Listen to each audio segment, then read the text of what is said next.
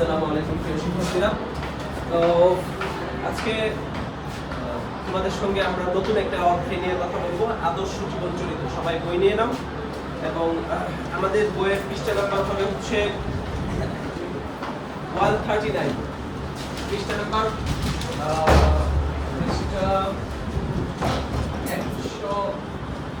139, অধ্যায় পঞ্চম।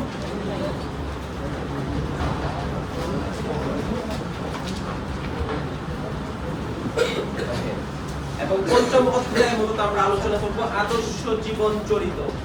আদর্শ জীবন চরিত লিখে দেই।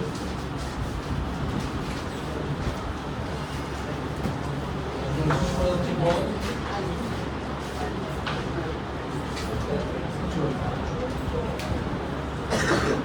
সো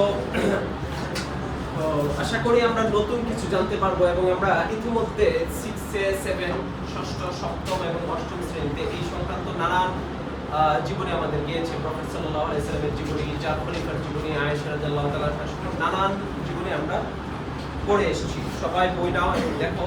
প্রিয় শিক্ষার্থীরা, আমরা পূর্বের শ্রেণীতে আমাদের প্রিয় নবী হযরত মুহাম্মদ সাল্লাল্লাহু আলাইহি ওয়াসাল্লাম সহ কয়েকজন নবী রাসূলের এবং মুসলিম মনীষীর জীবন আদর্শ সম্পর্কে জেনেছি। তাদের জীবন আদর্শ আমাদের প্রাত্যহিক জীবনে অনুশীলন করতে হবে। হযরত মুহাম্মদ সাল্লাল্লাহু আলাইহি সাল্লামের জন্ম, নবুয়ত লাভ, মক্কা ইসলাম প্রচার, মেরাজ গমন এবং মদিনায় হিজরত পর্যন্ত নবী জীবন চরিত্র সম্পর্কে নানান ব্যাপার সম্পর্কে আমরা জেনেছি। অষ্টম শ্রেণীতে মদিনায় ইসলাম প্রচার, মদিনা রাষ্ট্র গঠন, আত্মরক্ষায় বদর, উহুদ, খন্দক সহ বিভিন্ন অভিযান পরিচালনা এবং হুদায়বিয়ার সন্ধি এবং তার তাৎপর্য আরো অনেক বিষয় সম্পর্কে জেনেছি। এই শ্রেণীতে আমরা খাইবার বিজয়, মুতার যুদ্ধ, মক্কা বিজয়, হুনাইনের যুদ্ধ, তাবুক অভিযান এবং বিদায় হজ্জের। তো এই বিষয় সম্পর্কে আমরা মূলত আসলে কেন জানার চেষ্টা করি? মক্কা বিজয় সহ রাসূলুল্লাহ সাল্লাল্লাহু আলাইহি ওয়াসাল্লামের জীবনী সংক্রান্ত নানান যে বিষয়গুলো আমরা পড়ে থাকি, সেই বিষয়গুলো মূলত আমরা জেনে থাকি হচ্ছে আমাদের নিজের জীবনে যেন সেগুলো এস্টাবলিশ করা যেতে পারে। ঠিক আছে, আমরা যেন আমাদের জীবনে সেইগুলো অ্যাপ্লাই করতে পারি, সেটার জন্য মূলত আমরা সেইগুলো পড়ে থাকি। এখন সবাই একটু খেয়াল করতে হবে, আমরা একটা টিচিং এইড নিয়ে আসছি যেখানে রাসূল সাল্লাল্লাহু আলাইহি সাল্লামের জীবনী সহ বেশ কয়েকজনের জীবনী আমরা সেখানে নিয়ে আসছি এবং আমি তোমাদেরকে জাস্ট মনে করানোর চেষ্টা করছি যে ষষ্ঠ শ্রেণীতে আমরা রাসূল সাল্লাল্লাহু আলাইহি সাল্লামের জীবনী পড়েছিলাম। মনে আছে তোমাদের? চার খলিফার জীবনী পড়েছিলাম। আয়েশা রাদিয়াল্লাহু তাআলা সহ হযরত আবু বকর, ওমর, ওসমান, আলী, চারজন, রাবিয়া বসরি, আব্দুল কাদের জিলানী, অনেকের জীবনী আমরা পড়েছিলাম। জীবনীগুলো, লাইফ স্টোরিগুলো আমরা কেন পড়ি? জীবনীগুলো পড়ি হচ্ছে আমাদের জীবনে যেন সেগুলো এস্টাবলিশ করতে পারি। অ্যাকচুয়ালি একটু মনে করার চেষ্টা করো তো, মহানবী সাল্লাল্লাহু আলাইহি সাল্লামের জন্ম কত সালে আমরা পড়েছিলাম? 570। ওকে, মৃত্যু কত সালে ছিল একটু মনে করতে চেষ্টা করো।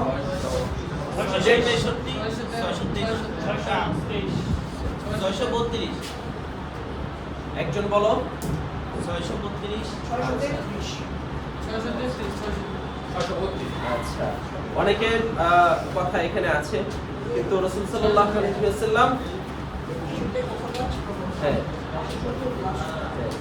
আচ্ছা, এরপর আমরা যাচ্ছি হচ্ছে এখানে 632 নাম্বার 3 তে যাব হচ্ছে রাসূল সাল্লাল্লাহু আলাইহি ওয়াসাল্লামের জীবনীর অনেকগুলো অধ্যায়, মক্কা জীবন, মাদানী জীবন, এগুলো আমরা ডিসকাস করেছি। আমরা পরবর্তীতে যাচ্ছি, আমাদের প্রথম খলিফা কে ছিল?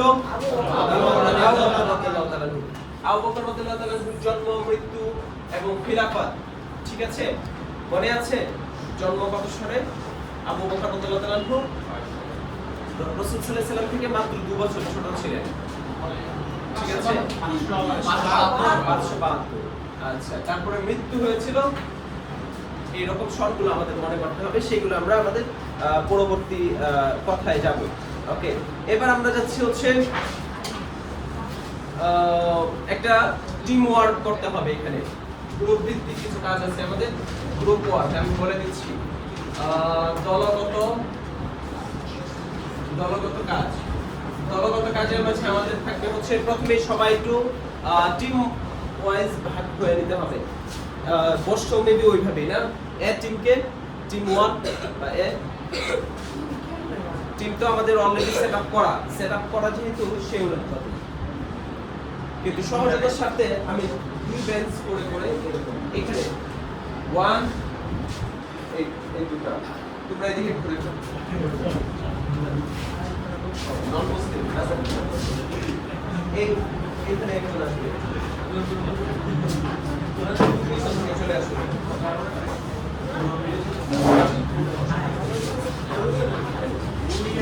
সাইলেন্ট থাকতে হবে এখানে আসো তোমরা এদিকে ঘুরে যাও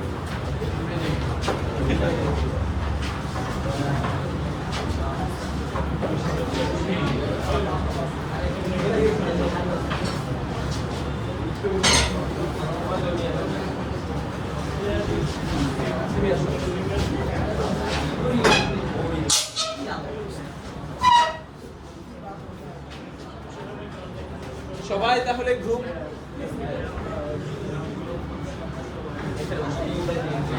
পেছন থেকে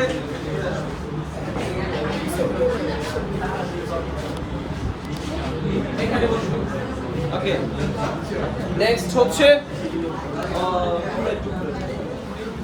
মাঝখানে ওরা একটু পড়ে গিয়েছে দুজন আচ্ছা সেই দুজনকে আমি দিচ্ছি সো গ্রুপের কাজ হবে হচ্ছে প্রিয় শিক্ষার্থীরা গ্রুপে মূলত কাজ হবে হচ্ছে আমরা আমাদের প্রিভিয়াস যেই লাইফ স্টোরিগুলো আমরা পড়েছি ষষ্ঠ সপ্তম এবং অষ্টম সেই জীবনী থেকে যে কোনো এক একটি জীবনী নিয়ে আমরা প্রত্যেকে আলোচনা করব প্রত্যেক গ্রুপ থেকে ঠিক আছে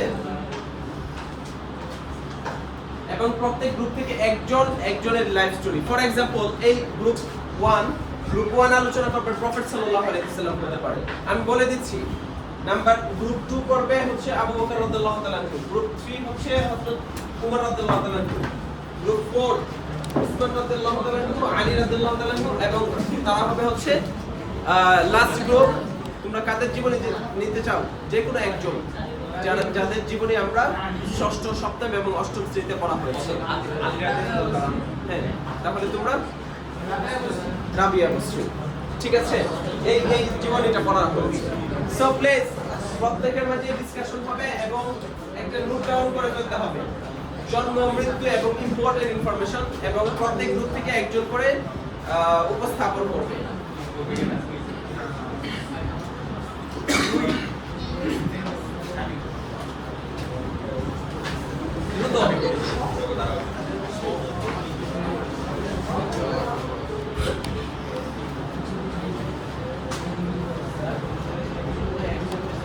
যে কোনো একজন প্রত্যেক গ্রুপ থেকে যে কোনো একজন প্রেজেন্টেশন দিবে হ্যাঁ প্রত্যেক গ্রুপ থেকে কি ওদের সাথে এখন কোন দিকে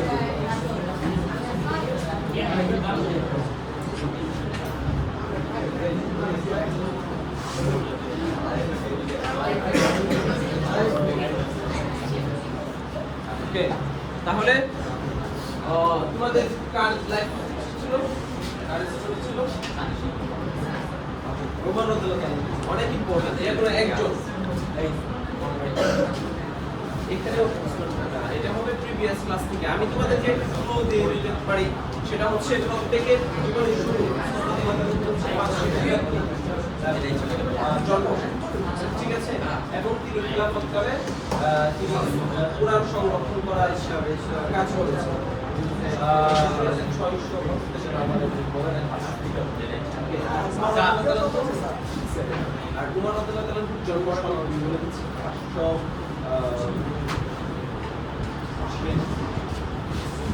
ওকে তারপর আলী রাদিয়াল্লাহু তাআলা 600 তার জন্ম সেটা মনে রাখবে তোমাদের তো অলরেডি বলেছে না মুসা আলাইহিস সালাম জীবন ছিল আমাদের ছিল স্যার ওকে তাহলে সেটা সম্পর্কে ঠিক আছে তোমাদের কাদের জীবন ইসলামের সর্বশেষ খলিফা ছিলেন ইসলামের জ্ঞানের ক্ষেত্রে তার ব্যাপক অবদান ছিল এই ধরনের কিছু আলোচনা দিয়েছি এবং সেটার কততম খলিফা ছিলেন ইসলামিক জ্ঞান ও বিজ্ঞানে তার ব্যাপক অবদান ছিল রাসূল সাল্লাল্লাহু আলাইহি ওয়াসাল্লাম বলেছিলেন যে তিনি হচ্ছেন জ্ঞানের এবং আলী হচ্ছে সেই জ্ঞানের মৌজা ঠিক আছে এরকম কিছু কথা আর তোমাদের ছিল হচ্ছে কার জীবনী রাবিয়া মুসলিম ইসলামের ইতিহাসে কিন্তু যে নারীরা ছিল যারা ইসলামকে নারী সমাজের কাছে ব্যাপকভাবে উপস্থাপন করেছে, নারীদের মাধ্যমে ইসলামের যে অবদানের গল্প আমরা জানি, তার মাঝে রাবিয়া বস্তি অন্যতম একটি বিখ্যাত ব্যক্তি ছিলেন।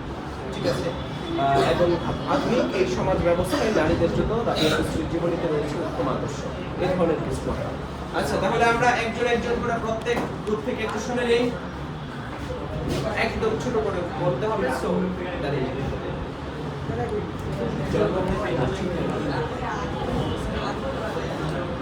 আচ্ছা, হ্যাঁ, গ্রুপ আমাদের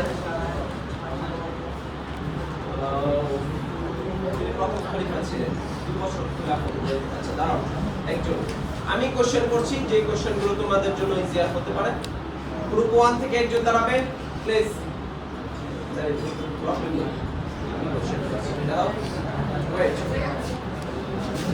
তোমাদের ছিল হচ্ছে সাইলেন্ট থাকতে হবে সবাইকে। গ্রুপ 1 এর ছিল হযরত মুহাম্মদ সাল্লাল্লাহু আলাইহি সাল্লামের জীবনী। আচ্ছা, আমি তোমাদেরকে কোশ্চেন করছি, মুহাম্মদ সাল্লাল্লাহু আলাইহি সাল্লামের জন্ম সালটা আমরা কতটা বলেছি? 517 খ্রিস্টাব্দে। ওকে, তার কিন্তু 632 খ্রিস্টাব্দে। 632 খ্রিস্টাব্দে। আচ্ছা, সর্বশেষ নবী হিসেবে আল্লাহ তাআলা কাকে পাঠিয়েছিলেন? হযরত মুহাম্মদ সাল্লাল্লাহু আলাইহি ওয়াসাল্লামকে। আচ্ছা, রাহমাতুল লিল আলামিন শব্দের অর্থ কি জানো? মানে যিনি বিশ্বের জন্য রহমত স্বরূপ। ঠিক আছে, যিনি সকল বিশ্বের জন্য রহমত স্বরূপ। ঠিক আছে, তাহলে মুহাম্মদ সাল্লাল্লাহু আলাইহি সাল্লামকে আমরা বিভিন্ন ভাবে এক্সপ্লেইন করতে পারি। তিনি ছিলেন একজন রাষ্ট্রনেতা, তিনি ছিলেন একজন মহান যোদ্ধা, তিনি সর্বপ্রথম একটা লিখিত কনস্টিটিউশন নির্মাণ করেন। ওকে, থ্যাংক ইউ, বসো। তাহলে এবার দাঁড়াবে গ্রুপ 2 থেকে একজন। গ্রুপ 2 ছিল হচ্ছে আবু বকর রাদিয়াল্লাহু তাআলা। আবু বকর রাদিয়াল্লাহু তাআলা সম্পর্কে আমরা একেবারে ফান্ডামেন্টাল যে ইনফরমেশন গুলো, সেটা হচ্ছে যে রাসূল কারীম সাল্লাল্লাহু আলাইহি ওয়াসাল্লামের পরে সর্বপ্রথম খলিফার দায়িত্ব বা খিলাফতের দায়িত্ব কে গ্রহণ করেন? হযরত আবু বকর রাদিয়াল্লাহু তাআলা। ঠিক আছে, এবং আবু বকর রাদিয়াল্লাহু তাআলার জীবনী সম্পর্কে আরো বেশ কিছু ইনফরমেশন আছে। সেটা হচ্ছে কোরআনে কারীমকে সর্বপ্রথম লিখিত আকারে নিয়ে আসার জন্য সবচেয়ে বড় যে ভূমিকাটা পালন করে সেটা কে? আবু বকর রাদিয়াল্লাহু তাআলা। ঠিক আছে, এগুলো সবটা মনে রাখতে হবে যে তিনি 2 বছর ছিলেন হচ্ছে খলিফা। কত বছর ছিলেন? 2 বছর খিলাফতের দায়িত্ব পালন করেছেন। অসাধারণ ইনফরমেশন, এবং তার সম্পর্কে আরো অনেক কিছু নিয়মিত আমাদের জানাটা বৃদ্ধি করতে হবে। বসে যাও। এবার তোমাদের পক্ষ থেকে একটু দাঁড়াবে কে? ওকে, তুমি এইদিকে একটু ঘুরে কথা বলতে হবে। সেটা হচ্ছে তোমাদের টপিক ছিল হচ্ছে হযরত উমর রাদিয়াল্লাহু তাআলা। ইসলামের দ্বিতীয় খলিফা কে? উমর রাদিয়াল্লাহু তাআলা। দ্বিতীয় খলিফা হিসেবে আমরা কাকে চিনি? উমর। লাউডলি বলতে হবে, সোজা হয়ে দাঁড়াতে হবে। আচ্ছা, উমর রাদিয়াল্লাহু তাআলাকে আমরা দ্বিতীয় খলিফা হিসেবে চিনি। ঠিক আছে, এবং উমর রাদিয়াল্লাহু তাআলার বিশেষ কিছু অবদানের কথা যদি মনে করো, তাহলে বলতে হবে হচ্ছে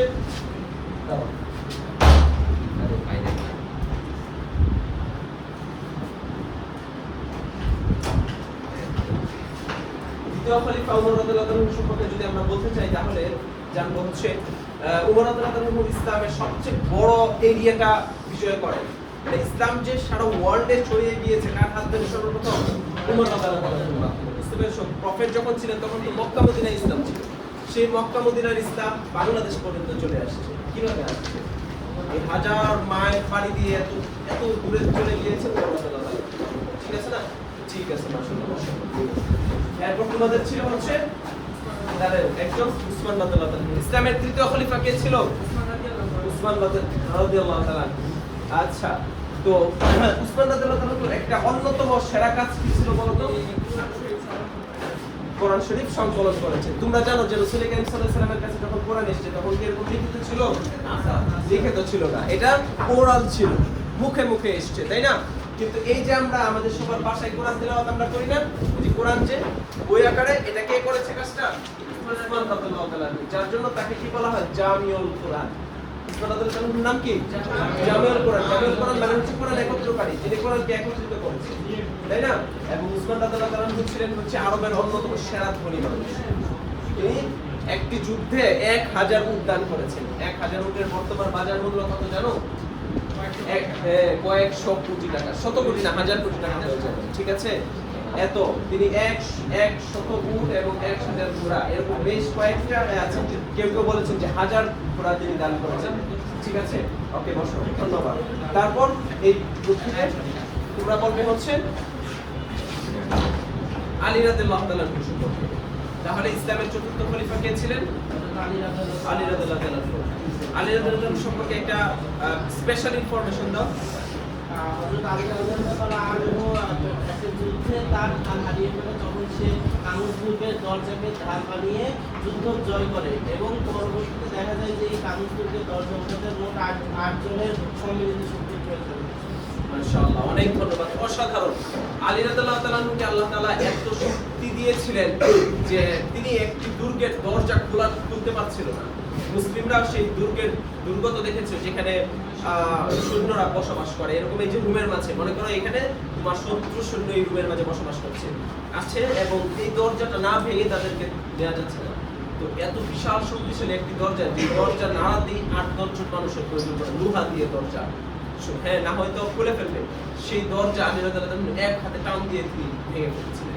আল্লাহ তাআলা তাকে এত শক্তি দিয়েছিলেন এবং তিনি ছিলেন ইসলামের চতুর্থ খলিফা এবং ইসলামী জ্ঞান বিজ্ঞানে তার ব্যাপক অবদান ছিল। রাসূল সাল্লাল্লাহু আলাইহি ওয়াসাল্লাম বলেছেন, আনা মাদিনাতুল ইলমি ওয়া বাবুহা আলী। রাসূল সাল্লাল্লাহু আলাইহি ওয়াসাল্লাম বলেছেন জ্ঞানের শহর এবং আলী রাদিয়াল্লাহু তাআলা হচ্ছে সেই জ্ঞানের দরজা। শহরে প্রবেশ করার জন্য দরজার প্রয়োজন পড়ে না, সুতরাং ইসলামী জ্ঞানের জন্য প্রয়োজন পড়বে আলী রাদিয়াল্লাহু তাআলা। অনেক ধন্যবাদ। বসো, এইবার সর্বশেষ গ্রুপের কাছে আমরা যাব। সর্বশেষ গ্রুপে ছিল হচ্ছে একজন দাঁড়াবে। আচ্ছা, সর্বশেষ গ্রুপে ছিল কার জীবনী? রাবিয়া বসরি। রাবিয়া বসরি সম্পর্কে তাহলে আমরা একটা ইনফরমেশন তোমার থেকে জেনে নেব। রাবিয়া বসরি 99 হিজরি মোতাবেক 717 খ্রিস্টাব্দে ইরাকের বসরা নগরীতে জন্মগ্রহণ করেছেন। যুগে যুগে আল্লাহ তাআলা অনেক বান্দা পাঠিয়েছেন, তাদের মধ্যে অন্যতম হলেন রাবিয়া বসরি। রাবিয়া বসরি আল্লাহ তাআলার একজন প্রিয় বান্দা ছিলেন এবং আল্লাহর ওলি ছিলেন বলে ধারণা করা যায়। আল্লাহ তাআলা রাবিয়া বসরিকে বিভিন্ন ধরনের মুজিজাও দান করেছিলেন, যার ফলে তিনি তার দরিদ্র জীবনেও খুব ভালোভাবে আল্লাহর উপর আস্থা রেখে তাকে দিয়েছেন। ওকে, অসাধারণ ইনফরমেশন পেয়েছি আমরা সেখান থেকে। বসে যাও, মাশাআল্লাহ। তাহলে রাবিয়া বসরি ছিলেন হচ্ছেন একজন ইরাকি মানুষ এবং নারীদের মাধ্যমে ইসলামের যে বিশাল সেবা হয়েছে এবং বর্তমান সময়ে নারীকে সবসময় কিন্তু এন্টি ইসলামিস্ট হিসেবে দাঁড় করানো, কখনো কখনো হয়ে চেষ্টা করা হয়ে থাকে যে নারীদেরকে ইসলাম তাদের শিক্ষা থেকে বঞ্চিত করেছে, সম্পদ থেকে বঞ্চিত করেছে, অধিকার থেকে বঞ্চিত করেছে। রাবিয়া বসরি ছিলেন আমাদের জন্য এরকম একজন আদর্শ নারী, যিনি ইসলামকে সরাসরি প্রতিষ্ঠিত করার ক্ষেত্রে নিজের জীবনকে উৎসর্গ করেছিলেন। তো প্রিয় শিক্ষার্থীরা, এবার আমরা যাব হচ্ছে দলীয় কাজ ছিল। এবার আমরা জোড়ায় কিছু কাজ আছে এবং তোমাদেরকে ছোট কিছু কাজ চিন্তা করার জন্য সুযোগ দেওয়া হবে। তার আগে আমরা একটু দেখে নিই এখানে আদর্শ জীবন চরিত্রতে এই যে 139 নাম্বার পেজে অনুসন্ধানমূলক কিছু কাজ আছে, যার জীবন আদর্শে আমি অনুপ্রাণিত হই। আমাদের জীবনে লাইফে ভালো করার জন্য একটা মডেলকে আমরা ফলো করতে হয়। ফর এক্সাম্পল, তুমি অনেক ভালো একটা কলম দেখেছো কারো হাতে, তখন তুমি দোকানে এই কলমটাই খুঁজতেছো যে এইটা তো অনেক সুন্দর একটা কলম, আমার এমন একটা কলম দরকার।